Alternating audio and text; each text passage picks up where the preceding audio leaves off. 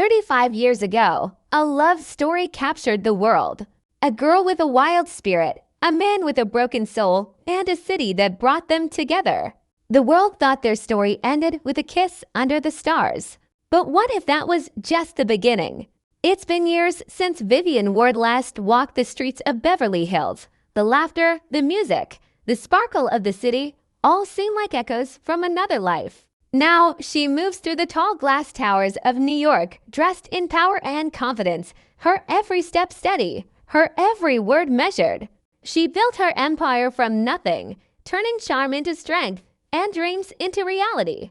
Yet sometimes, when the city sleeps and silence fills the air, she still thinks of him, the man who saw her not as a stranger, but as someone worth loving. Edward Lewis. The name lingers in her memory like a soft whisper from the past. Edward's world hasn't changed much on the surface. The boardrooms, the billion-dollar deals, the same sharp suits, he's still the man who controls the room with a glance. But time has softened something in him. The confidence is there, yes, but behind it lies a quiet loneliness. A part of him that wonders what might have been if he'd held her hand a little tighter, if he'd fought harder for the one woman who made him feel alive. Every now and then, he catches himself staring out of his office window, looking over the city lights, searching for something or maybe someone that he lost long ago. Fate, however, has its own plans. A charity gala in New York, elegant, buzzing with power and money, brings them back under the same roof after decades apart. Vivian stands across the room, her red gown glimmering beneath the chandelier's glow. Edward turns, and for a moment, time stands still. The noise fades, the laughter dims, and in that quiet instant, two souls recognize the familiar spark that once set their worlds on fire. But life isn't the same anymore. They're no longer the dreamers they once were. They carry years of love, loss, and lessons between them. As they exchange their first polite words, the air fills with unspoken emotions. Their smiles hide the storm within. Vivian senses that same warmth in Edward's eyes, but also a distance, as if he's afraid to reach out again. Edward, on the other hand, feels the rush of old feelings return, yet doubts whether this new version of Vivian still belongs in his world. Beneath the polite conversation and soft music, there's tension, an invisible thread of history pulling them together and apart all at once. Later that night, Vivian steps out into the cold air, her heels clicking against the marble steps. She looks up at the city skyline and smiles faintly.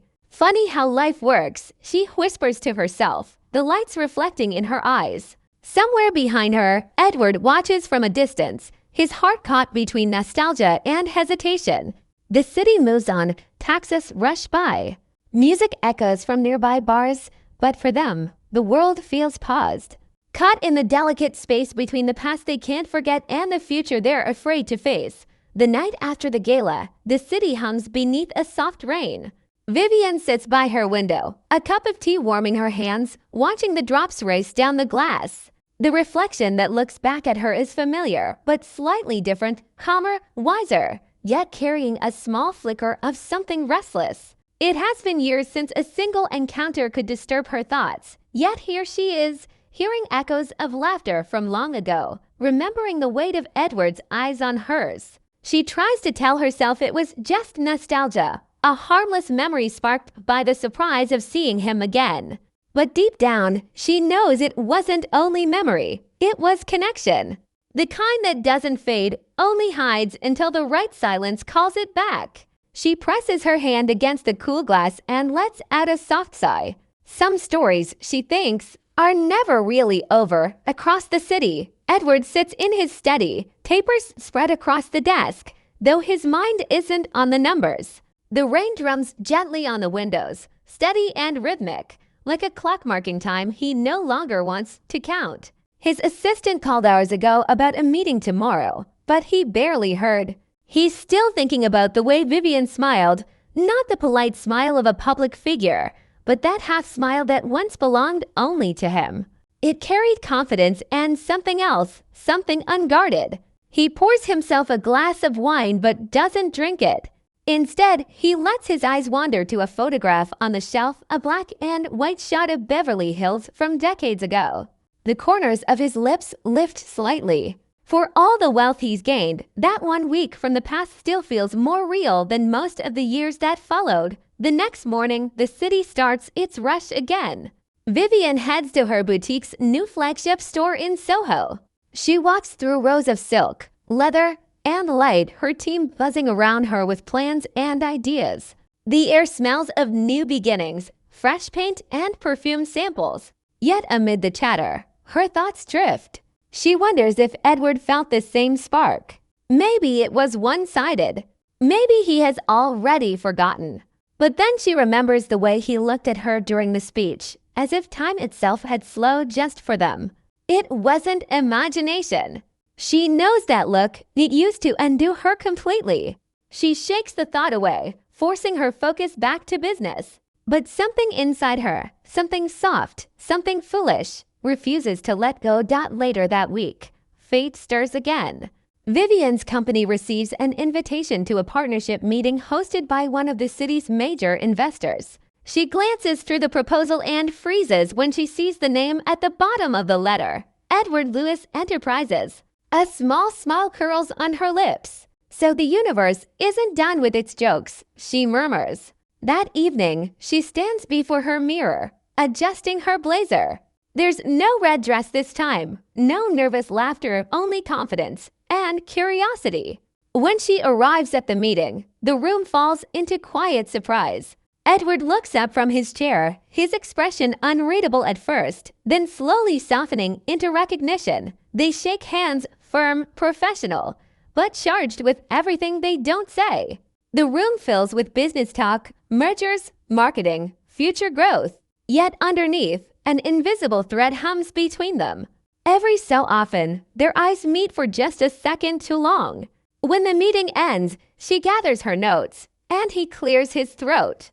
"Vivian," he says, voice low, almost hesitant, "would you join me for coffee?" For old time's sake, she hesitates, her heart caught between sense and memory. Finally, she nods. "One coffee," she says. For old time's sake, they walk to a quiet cafe a few blocks away, the same kind of place they might have once stumbled into back in Los Angeles. The smell of roasted beans and warm bread fills the air.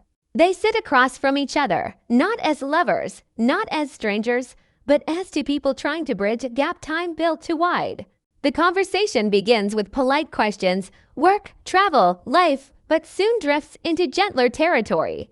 Vivian laughs at one of his dry remarks, and for a moment, the years between them seem to vanish. Edward studies her face, the way her laughter still lights up a room. He feels that old rhythm return, the one that used to make his world slow down. As the rain starts again outside, their hands brush when they reach for the sugar jar. A spark, faint but real, passes between them. Vivian pulls her hand back gently, looking down at the table. "Some things never change," she says softly. Edward smiles, his eyes kind. "And some things shouldn't." Silence lingers, not awkward, but full of meaning. Outside, people hurry past with umbrellas, unaware that inside this small cafe, two old souls are rediscovering something fragile and extraordinary. When they finally leave, Edward offers to walk her to her car. The city glows under the rain, streets glimmering like silver ribbons. They stop by the curb, neither ready to say goodbye. "You know," she says, turning to him, "life's funny. It takes us everywhere we don't expect to go." He nods, a faint smile on his lips. "And sometimes," he replies, "it brings us right back where we belong." She opens her car door, hesitates, then looks back at him one last time. "Good night, Edward." Her voice is calm, but her eyes tell a different story, one of doors reopening, of hearts remembering. As she drives away, he watches until her car disappears into the city lights. And though neither says it aloud, both know something old has awakened, a love that never really left. Waiting patiently for its second chance, these turn into weeks. Yet something has shifted in the quiet corners of both their lives. Vivian tries to keep her focus on work, but every time she passes by that small cafe, her heart slows. She tells herself it was only coffee, only a conversation, nothing more. But late at night, when the city hum fades into silence, her thoughts drift toward Edward, his calm voice, his patient smile, the way he still listens as if every word she says matters. She hates that she remembers these things, that the warmth she once buried is surfacing again. Love, she tells herself, is a dangerous habit, one she broke long ago. Yet deep down, she knows she's only pretending. You can't unlearn a connection like that. You can only pause it, waiting for the right moment to breathe again. Edward feels the same pull, though he hides it behind his routines. His days are filled with meetings, interviews, and endless reports, but Vivian's voice keeps echoing in the spaces between sentences. He remembers the light in her eyes when she spoke about her foundation for women, the same light that once led him to believe in something bigger than himself. For years, he thought ambition and love couldn't live in the same heart. Now he wonders if he was wrong. One evening, he takes a drive through the city without a destination, ending up near her store. The lights are still on. He stays in his car for a while, watching from a distance, like a man standing outside his own dream, afraid to knock on the door. Then, with a quiet sigh, he drives away, but something in him stays behind. A few days later, fate, or something very close to it, intervenes again. A storm hits the city, sudden and fierce. Vivian's new collection launch, planned for months, faces disaster when a power outage shuts down the venue minutes before the event. Staff rush around, panicked, and she stands in the center, calm but tired, directing everyone with that composed strength she's known for. Just as she's about to give up on the night, a familiar voice cuts through the chaos. "You didn't come this far to quit, Vivian." She turns, surprised. Edward stands by the doorway, rain on his coat, a quiet determination in his eyes. She doesn't ask how he knew to come. Somehow, it feels natural that he's there. He rolls up his sleeves, makes a few calls, and within minutes, backup generators arrive, lights flicker on, and the event begins. As the night unfolds, something inside Vivian softens. She watches him move through the crowd, confident, kind, completely himself. He doesn't hover or interfere. He just helps, quietly, steadily, like he's always been meant to. When their eyes meet across the room, she feels it again, that pull, that invisible line connecting to hearts that never truly let go. Later, when the event ends and the crowd drifts out into the night, she finds him standing near the exit, hands in his pockets, looking at one of her displays. "You still make magic out of nothing," he says, a small smile forming. "You always did," she laughs softly, shaking her head. "You still talk like every line belongs in a movie. Maybe that's because we were one," he answers, his tone light, but his eyes serious. They walk outside together, the rain slowing to a mist. The city smells of wet concrete and fresh chances. Vivian leans against the wall, crossing her arms, looking up at him with a quiet challenge. "So, what are we doing, Edward? Are we two old fools chasing ghosts, or are we pretending the past doesn't still breathe?" He takes a slow breath before answering. "I don't know," he admits. "But I do know this.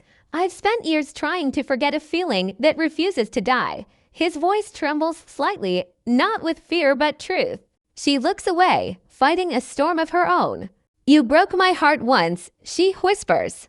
"I know," he says. "And I've been paying for it ever since." Silence hangs between them, soft but heavy. Then, unexpectedly, she laughs, not out of humor, but release. "You really haven't changed," she says. "Still dramatic, and you," he replies, still brave enough to tell the truth. The tension melts a little. They stand there, side by side, saying nothing more. For a moment, it feels like the world outside them has stopped. No cars, no voices, no rain. Just the sound of breathing, of time catching up. The next day, newspapers and blogs praise Vivian's launch as a miracle recovery. But no one mentions the man who quietly made it possible. She doesn't tell anyone either. Some things belong only to the people who lived them. Yet, the following morning, a single white rose arrives at her office. No card, no note, just a memory disguised as a gesture. She knows who it's from. She doesn't smile, but her eyes soften as she places it in a glass vase on her desk. Outside, the city bursts with noise and color. But in that small office, something gentle stirs, a reminder that even in a world built on logic and plans, love still finds its way in through the smallest cracks. That night, Edward sits by his fireplace, the light flickering across his face. He's not a man of regrets, but tonight, he lets himself feel the weight of what could have been and what still might be. Somewhere across the city, Vivian watches the same rain he does, both of them lost in the same thought, though neither says it aloud. Maybe, just maybe, love isn't about finding something new. Maybe it's about finding the courage to return to what never left. Morning arrives with a soft glow, the kind of light that slips quietly through the curtains and asks to be noticed. Vivian wakes before her alarm, the city outside still stretching into consciousness. She sits up, feeling the stillness of her apartment. No phone ringing, no meetings yet, just the quiet hum of life. On her desk, the white rose from Edward stands tall, its petals open wider than the night before. She looks at it for a long moment. It's strange, she thinks, how something so simple can feel so powerful. For years, she built walls out of ambition, success, and independence, strong, unbreakable walls. But now one small flower has cracked them open, letting in a breeze she thought she'd closed off forever. She makes coffee, turns on soft music, and watches the city wake up. In her reflection, she sees not the young woman who once walked the streets of Beverly Hills, nor the polished entrepreneur who conquered New York, but someone in between, wiser, but still capable of wonder. Across the city, Edward begins his day the same way he has for years, a glass of water, a short run, a quiet breakfast. But this morning feels different. He notices things he hasn't in a long time, the golden shimmer of light on the Hudson, the laughter of children on their way to school, the warmth in the air despite the chill. For the first time in decades, he feels young again. Not because of age, but because of possibility. He thinks about Vivian's laugh, the spark in her eyes, the strength in her voice. There's no doubt in his mind anymore. He wants her in his life, not as a memory, but as his future. But love, he knows, isn't about grand gestures anymore. It's about honesty, courage, and timing. And for the first time, the timing feels right. Later that week, Vivian's Foundation hosts a mentoring event for young women starting their first businesses. The air is full of energy, voices mixing with the sound of dreams being spoken aloud. She stands on stage telling her story, not the fairy tale version the world remembers, but the truth, the fear, the mistakes, the hope that refused to die. Her words land softly, like rain nourishing dry soil. When the applause fades, she steps down from the stage and turns, and there he is, Edward, standing quietly near the back. No cameras, no spotlight, just him.